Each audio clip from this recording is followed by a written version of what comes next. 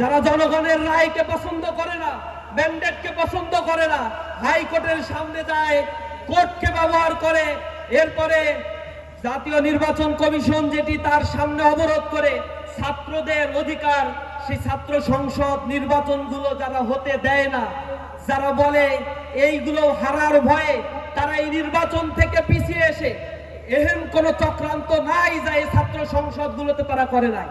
তাদের দলীয় এজেন্ডা বাস্তবায়নের জন্য তাদের দলীয় সকল লোকদেরকে তারা ব্যবহার করেছে। তাদের ভিসি থেকে শুরু করে যারা ছিল তাদের সকল শক্তি বিনিয়োগ করেও ছাত্রদের ন্যায় যেখানে দিয়েছে, পরিবর্তন সেখানে সংগঠিত হয়েছে। আগামীর বাংলাদেশেও জনগণ যে পক্ষে রায় দিবে সেই বাংলাদেশ সেভাবেই গড়িতে হবে ইনশাআল্লাহ। সকলকে রাজপথে থেকে নিজেদের ভোটাধিকার গুনে নেওয়ার জন্য উদাত্ত আহ্বান জানাই। আমরা ভোট দিব, ভোট গুনে নিয়ে আমরা কেন্দ্র ছাড়বো ইনশাআল্লাহ। আগামীর বাংলাদেশে যদি কেউ রক্তচক্ষু দেখিয়ে টাকা দিয়ে ভোট কেনার চিন্তা করে, বিশ্ববিদ্যালয়ের ছাত্ররা দেখিয়ে দিয়েছে টাকা দেওয়ার পরে ভোট দেওয়ার ক্ষেত্রে তারা সেই ভোটগুলোই দিয়েছে যা তাদের পছন্দ। এই বাংলাদেশের মানুষ এখন স্বাধীন চিন্তা করতে পছন্দ করছে, সুতরাং তাদেরকে কোনো কার্ডের হাইকোর্ট দেখায় লাভ নাই।